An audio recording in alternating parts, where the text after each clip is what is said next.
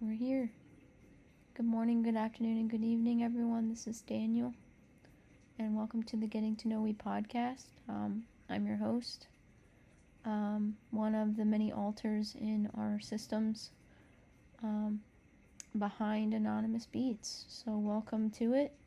We're just going to go ahead and jump in. Today's topic I wanted to discuss with one of our alters named Anonymous, who is the music producer behind our new album, Getting to Know We, just like the name of this podcast, that is now on Spotify and Pandora, as well as wherever you get music. I think it's also on YouTube Music. Is that right, Anonymous? Yeah, that's right. Thanks, Daniel. Yeah, so thanks for listening, everyone. This is Anonymous. I actually am the alter that really, I can't take full credit for the album. A lot of the album and what's behind it, and I think that's what we wanted to talk about today. Is that right, Daniel? Yeah, that's right. Okay. I'll just go ahead and get into it. So what is it like to be a system, really, for me, is the foundation of this album that I made. A lot of the lyrics actually come from different alters, and we can go through each one today. I thought that would be really cool, and that's what I really wanted for this podcast. This is Daniel. I really wanted for this podcast was just to talk with you, Anonymous, actively, as we switch between one another, as it is very common in dissociative identity disorder. But I guess for the listeners, we'll just start with what dissociative identity disorder is. So dissociative identity disorder is actually a mental illness. A lot of people in the world of DID don't look at it as an illness. They actually look at it as a mental or brain injury, because I can only speak for our system, but our system was created due to severe trauma. We actually are survivors of satanic ritual abuse, as well as spiritual abuse and mind control. And what that means for us as a system is a lot of our body, as well as when the body was younger, very young, we were born into a cult, happened when we were really young. We think around infancy, because we do have infant alters that do come out and are very active. And that's just our system in general. So it's our belief, and we're not far enough in therapy or recovery in order to have a lot of clarity. And that's the problem with our view of dissociative identity disorder and our experience with dissociative identity disorder that we were diagnosed with about almost 2 years ago.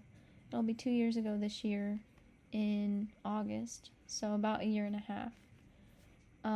And what I know about it is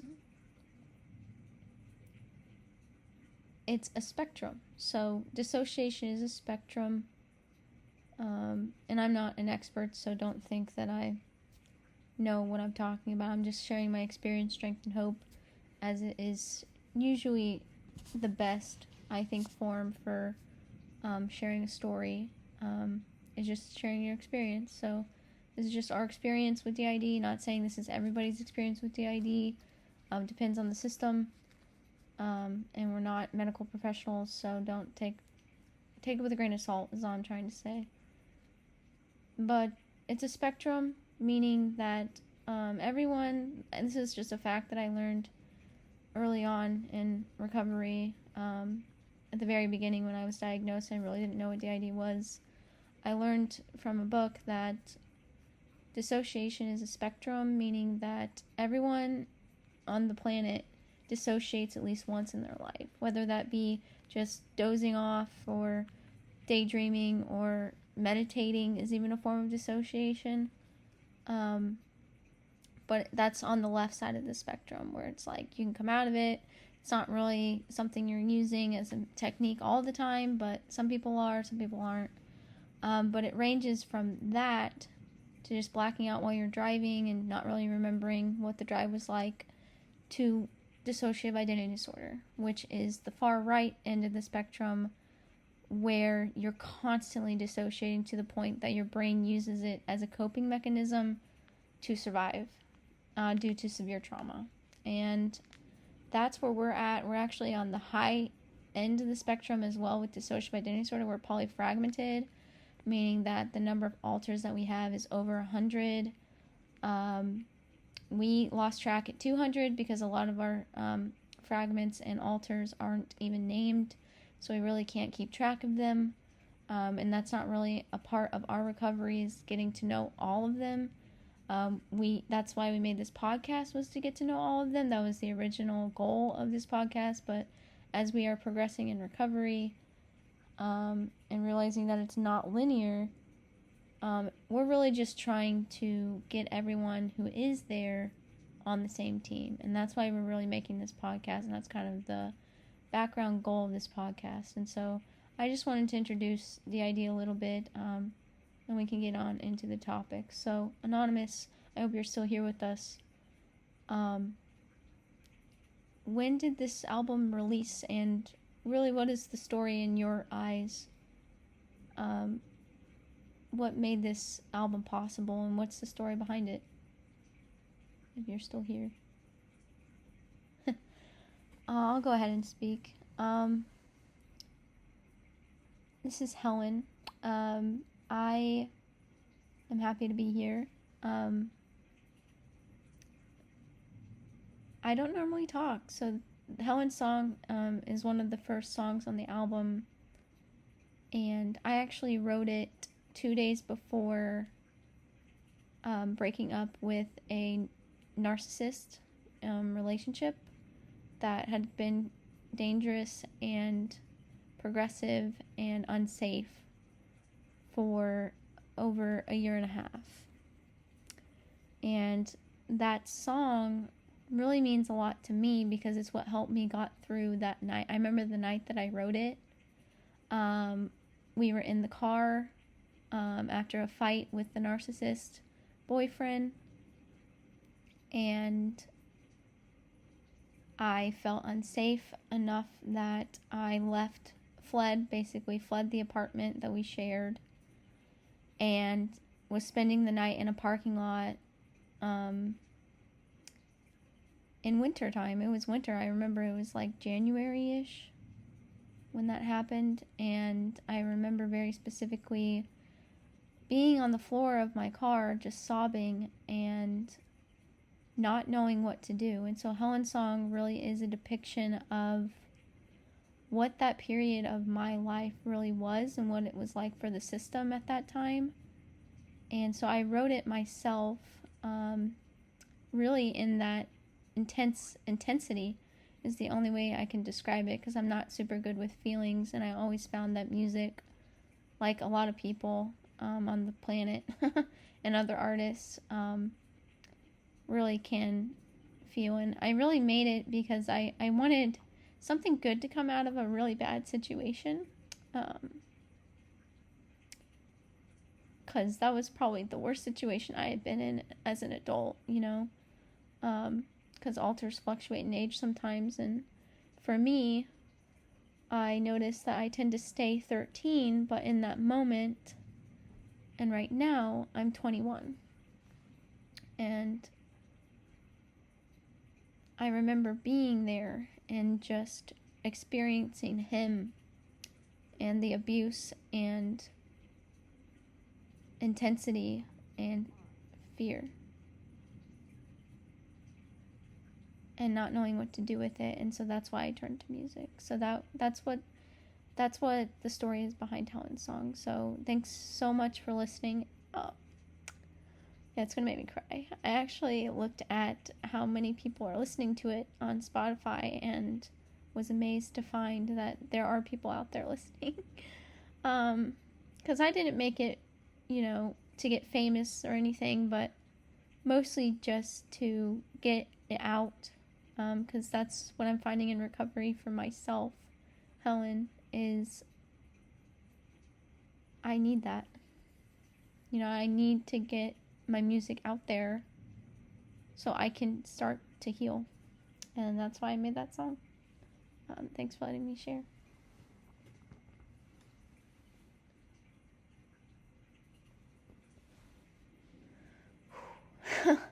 Wow. Thank you, Helen. So good to see you. Thank you so much for being here and being a part of. You're gonna make me cry. Getting to know we. That means a lot to me. So thanks for coming. I don't know. I'm gonna ask the system. Does anyone want to talk about the second song? Let's see. I think it's Choices, if I'm not mistaken. I'm gonna cheat really quick.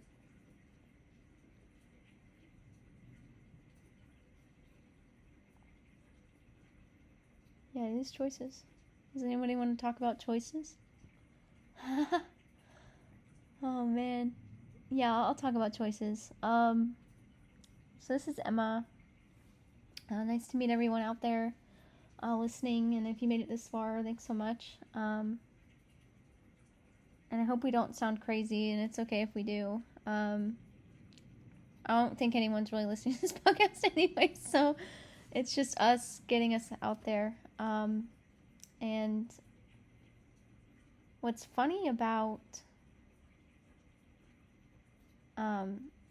this song is it was actually written as a team. I was in treatment in California, which if you listen to our podcast in previous seasons, we walked through what it was like to be in treatment in a facility in California. And that's where this song actually was born. So it was actually born through one of the very first jam sessions we've ever done, which was amazing. And it's, I'm not going to say the facility because safety reasons, but it was in California, and these wonderful people that we met, and they know who they are if they're listening. There was a wonderful art, I guess he was a, how do you say, group leader, and he loves music, and so he actually led a music group. And in this music group, we wrote a song. There was, I think, 6 of us in the group, and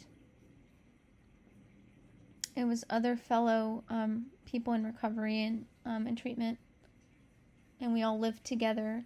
And for a little while, I think we were there about a month and a half, and I remember that group that Choices was born is, I think it took like 3 weeks, because we only did 3 sessions, and it was born. And I loved it because I think it was No Name and Helen that worked together. So those are 2 of our alters as well. You just met Helen, which is amazing. Thanks so much, Helen, for coming and sharing. And No Name is another amazing artist in our system. Huge lyricist, has so many songs. I think we have 60 songs that we've written. We just haven't gotten produced yet. We're working on it slowly when everybody's ready and whoever wrote the song wants to come out. And specifically No Name and Helen, they're the number 1 lyricists in the system, and we just let them do their thing. We also have Piano Girl, who does the piano on our channel. So if you go to our YouTube channel, Anonymous Beats, you'll find those videos in our music and original piano music that's actually performed by Piano Girl herself. And that's another altar that we have that's also music related. Just wanted to shout that out there. Thanks to her, this wouldn't be possible. And so Choices,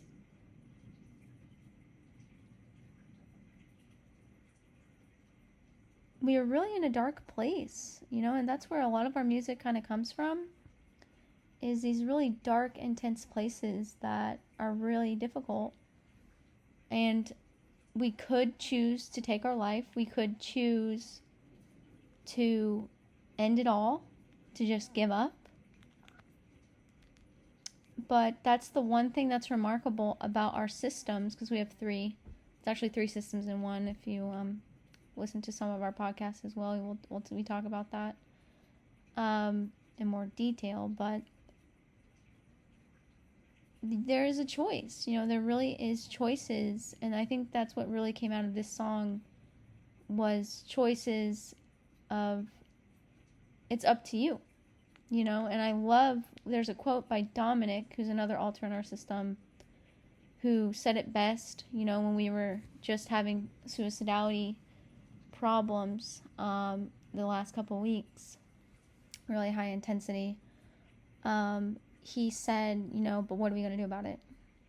That was what he said, and it really struck a chord with me because I was amazed by that. It really just hit home, and it was like, yeah. We have a choice, if this is the way we want to go down, that's really sad. And we don't, and that's why we are still here. That's why we're still here. That's why we write music as a system, 3 in 1. And that is because we need to be heard, and we need to heal. In order to heal, we need to get it out. And so this is just how we get it out. And so choices is making that choice each day to continue on. And I think that's all I have to say about that one. Thanks for letting me share. Wow. This is so amazing, guys. This is so cool. This is so freaking cool. Alright, thank you so much, Emma, for being here. Thanks for sharing on choices. We're going to move right along to Once Again. Does anybody in the system want to talk about Once Again? Because I'm not entirely sure who actually wrote that one. I wonder if it was a Helen or No Name. I want to check really quick, because it's our podcast and I can do what I want. We actually have a folder in our notes that have all of our songs and stories. And there it is. So it was written, Once Again was written on July 11th of last year, which, from my memory, I'll just speak on it, I guess. Unless anybody else wants to jump in, I'll just let them jump in. So, from my understanding, Once Again was written in July. So, July was a really hard month last year for us. It's because it was the very first time in 2025 that we went to treatment. Minus all of the homelessness and minus all of the hospital stays because of our seizures. That was different. But July was the first time we decided as a collective to go on disability, take the disability, and choose treatment in Florida. I think we went to Florida first because we were in the hospital, and they transferred us to Florida, and then we transferred from Florida to California. Eventually, within 2 months, I think, we went in and out because we were a nightmare. And Once Again, just as it's written, it says, like sand blowing always. We love sand, so we're super into, we have a lot of altars that are really into the beach. That's kind of like our still place. We don't use the word safe. I'm not going to say it again, because that word doesn't exist in our vocabulary. We've never experienced it, and that's how much trauma we've had. So we use still, and the still place is definitely the ocean. And so this song, I think, was written because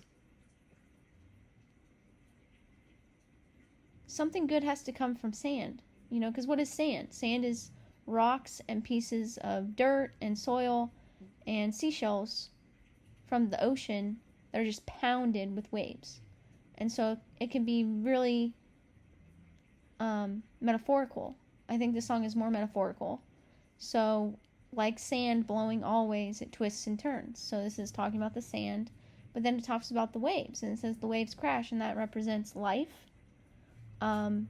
Waves of life, waves of circumstance, waves of trauma, waves of unfortunate events things that just pound you. And as an adult, I can say that it really does pound.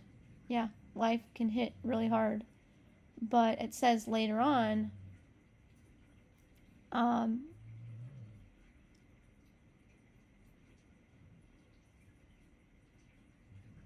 let the waves crash, allow more shelves to break, and maybe one day as a stranger passes. So this is like an opportunity might arise, or something brand new that you've never experienced before comes, because that's what life does, is it brings new opportunities as old ones are taken away. And it says you can be found. You can find treasure that was always there. It wasn't broken. And so this represents our system, is we were broken. That was the point of the cult that we were in, was to break us down and to ruin us and to obliterate, to tear us apart, and to make us into something that was horrendous, that was negative, that was evil, to fulfill the cult's wants and desires.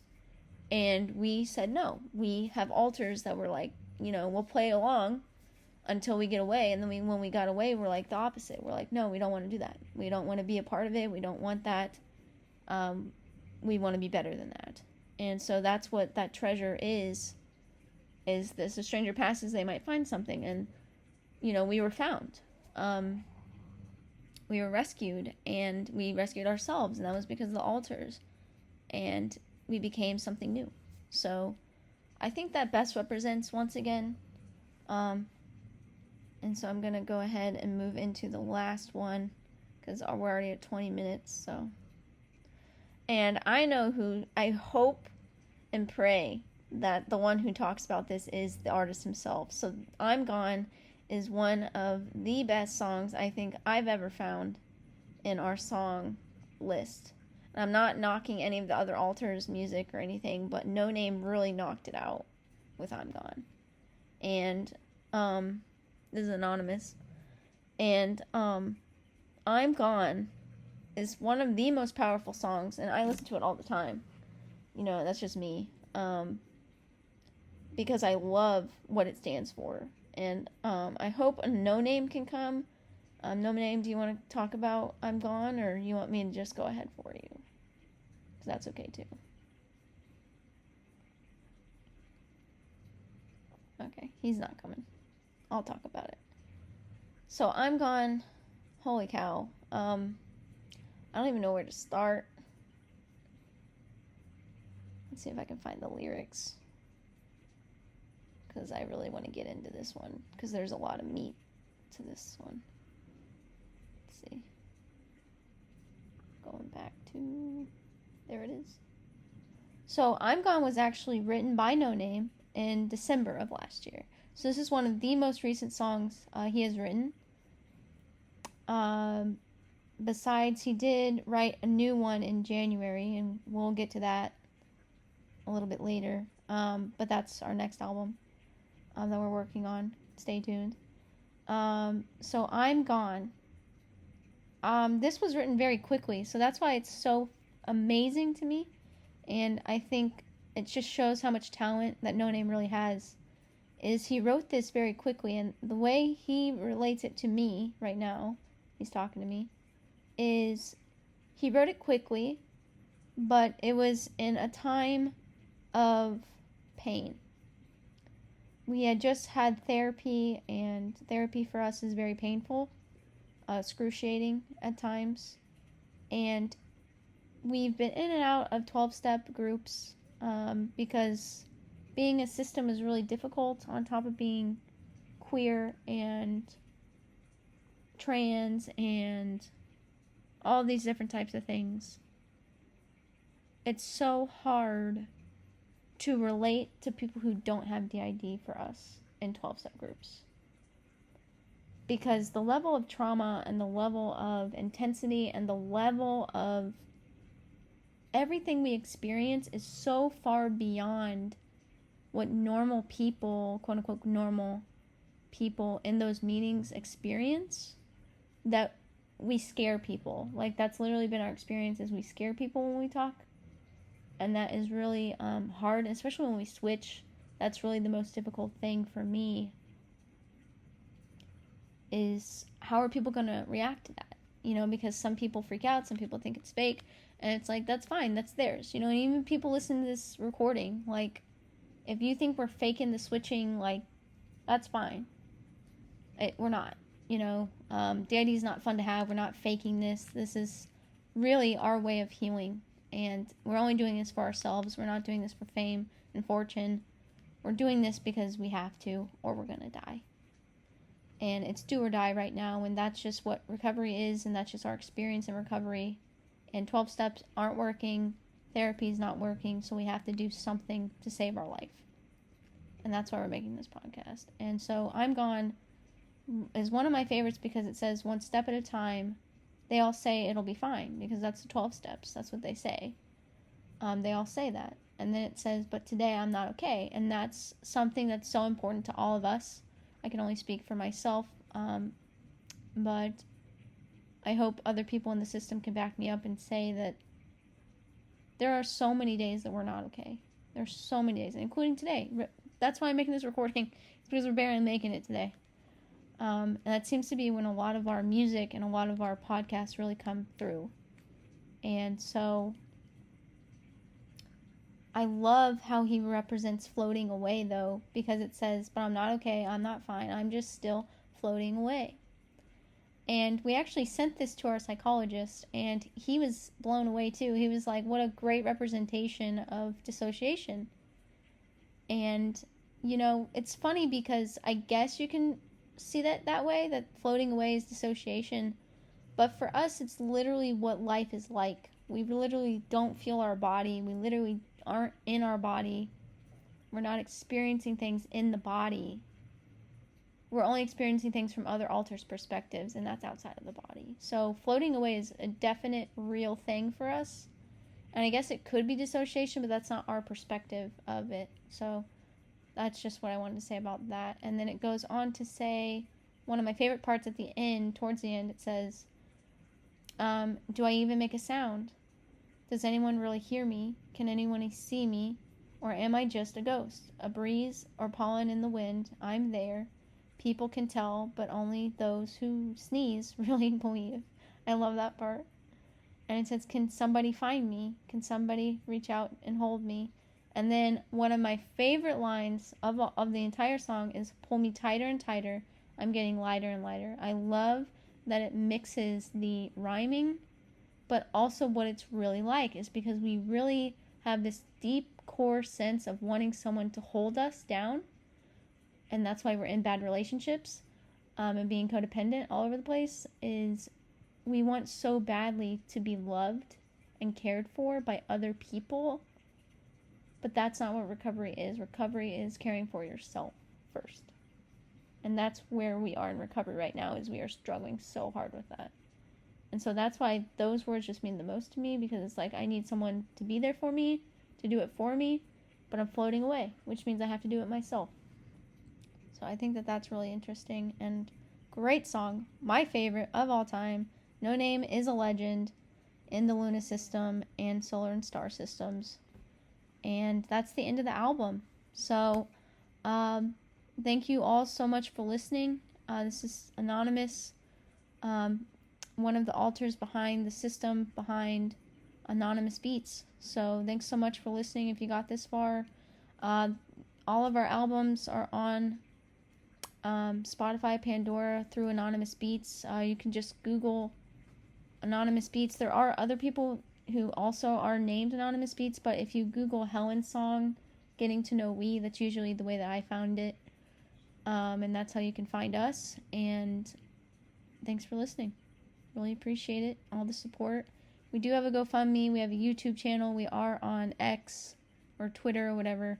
I'm not super up to date on social media, but we are doing this just to promote our music and make a living this way if we can, but that's not the main goal. So really appreciate all of you guys out there.